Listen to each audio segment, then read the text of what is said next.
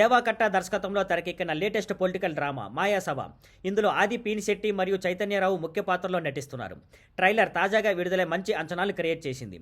ఈ సినిమా కథ ఇద్దరు స్నేహితులు రాజకీయ నాయకులుగా మారి వాళ్ళ మధ్య రాజకీయం ఎలా వృద్ధి చెందిందనే ఆసక్తికర అంశాన్ని చూపించబోతుంది.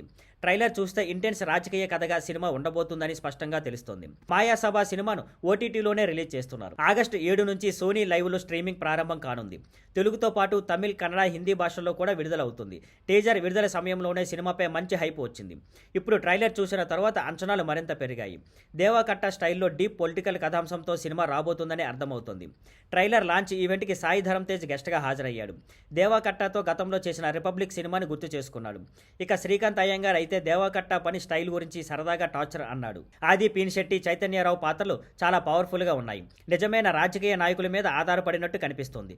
దేవాకట్ట ఇప్పటికే ప్రస్థానం లాంటి పొలిటికల్ సినిమాతో పేరు సంపాదించాడు కాబట్టి ఈ సినిమా మీద బడ్జెట్ ఎక్కువగా ఉంది. థియేటర్లో రిలీజ్కి తగిన కంటెంట్ ఉన్నప్పటికీ ఓటీటీలో రిలీజ్ చేయడంపై ప్రేక్షకుల ఆసక్తి ఉంది. మొత్తానికి మాయాసభ ఓ ప్రత్యేకమైన రాజకీయ థ్రిల్లర్గా ఉండబోతుంది అనిపిస్తుంది. దేవాకట్ట చాలా కాలం తర్వాత చేస్తున్న సినిమా కాబట్టి ప్రేక్షకులు ఎంతగానో ఎదురు చూస్తున్నారు. Thank you for watching. Please like, share and subscribe.